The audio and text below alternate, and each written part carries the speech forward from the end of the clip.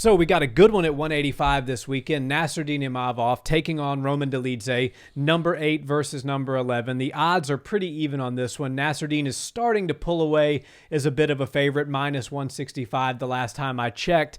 Now, I want to get into the X's and O's of how this fight could go and ultimately make a prediction. Both of them are very good, well-rounded mixed martial artists, and both of them do have the majority of their wins coming by knockout. So it certainly seems like it's going to be an electric main event. Yeah, I like this, and I like the fact that it's 5 rounds. You know, usually when you have a 5-round fight, it's because there's some title implications on the line, and there's some people that are in a high-profile fight that could find themselves on pay-per-view very soon. I don't really see that being the case for this one, but if Imavov's able to get his hand raised against Dolidze, then you're off to something, because he's pretty young in his fight career. He's only 28 years old, and this would be a good win for him on his resume. And at 185, everybody's got one-punch KO power, so this fight can go either way, and it can be an early night for whoever is able to land that big shot first.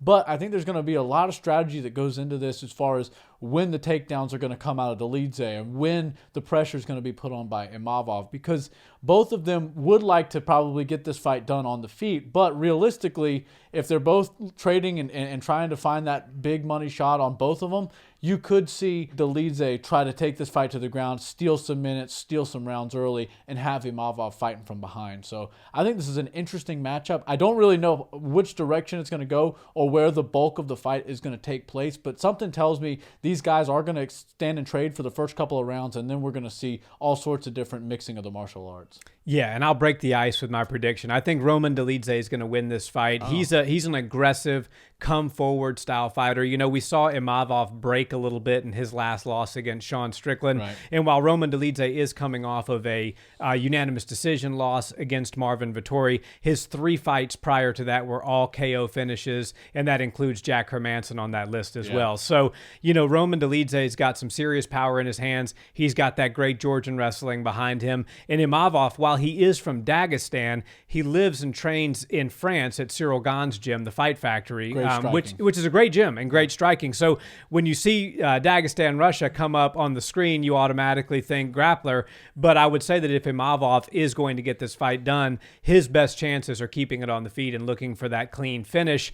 But there again, Roman Dolidze, as I said, he did suffer a setback, but the 3 prior to that were all KO finishes. So I think Roman Dolidze at 35 years old, you know, he's kind of coming into his own. He's establishing himself as a real legit contender. He sits at the number 8 position right now. He's going to be main eventing for the first time. So I think he's going to rise to the occasion. And I think that Imavov realizes what his best bet at winning is, which is the striking. And he's just going to try to trade with Dolidze because he's going to want to win the fight where he thinks he has the best chance. And that's going to open up the opportunity for Dolidze to land a big shot. I'm going to say 3rd or 4th round TKO finish, Roman Dolidze is your winner. I like it, but I'm probably going to go the opposite direction as you. So Imavov, obviously coming out of Dagestan, you just assume he's really good at grappling. And even if he's not at the caliber of Islam and Khabib and the guys that are generally coming out of there, he's still very good everywhere, and it's almost better for him to be going off to a place like Cyril Gane's gym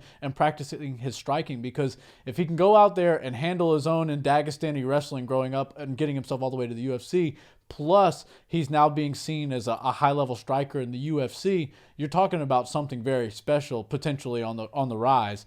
And Roman Dolidze, you know, I say 35 to 28, there's a big difference. But once you get to about 185 pounds, 35 doesn't seem near as old. You know, no. the bigger you are, the bigger weight class you fight in, the older you can be. Like, you're almost never going to see, like, the 40-year-olds in the 125 division. But the 40-year-olds can hang out at 265 and 205 and even 185 and contend with the best guys in the world regardless of age. So I think this is a highly competitive match, but for some reason, the UFC is sort of painting a picture for me. When you've got a guy who's 28, who comes from a region of the world that's red hot in the world of mixed martial arts right now, which is Dagestan, which is, you know, even Europe. France just recently had their first big fight night, and I think Dana really liked how the Paris card went and wants to go back soon. So it would make all the sense in the world for him to have a guy out of Dagestan that's representing Paris these days fighting over there and getting into more high-profile fights. So for me, 5 rounds usually goes to somebody that's well on their way into title contention, and I don't necessarily see that for Roman Dolidze right now. I think it's an uphill battle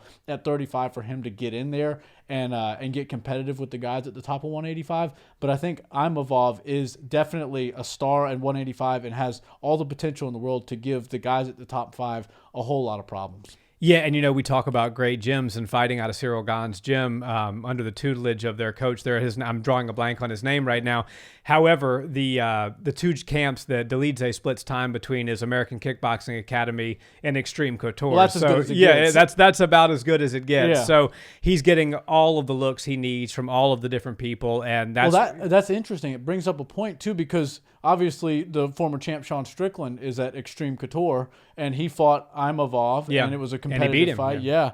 So maybe Roman Dolidze, I don't know if he's going to be trading secrets and they're going to be, divulging into game plans and stuff like that, but it's definitely interesting when there's a little bit of history between gyms and between fighters. So this one's going to be fun. If we're going predictions, like I always like to hold it up to the very last moments, I'm going to go Imavov. I think he's going to get his hand raised, but like you said, Dolidze is a very durable fighter. He's game. He's built for 5 rounds, and I could see this fight going all 5 rounds. Obviously, they're going to test each other's chins and test each other's power early on, and I think once we realize they're both pretty durable and they're going to start to slow their pace down to make their gas tank last for all 5 rounds, we're going to see a different, more calculated fight after about the first round and a half, and I see Imavov getting his hand raised in a split decision. Nice. I'm going to stick with 3rd round TKO Roman Dolidze. I can't wait.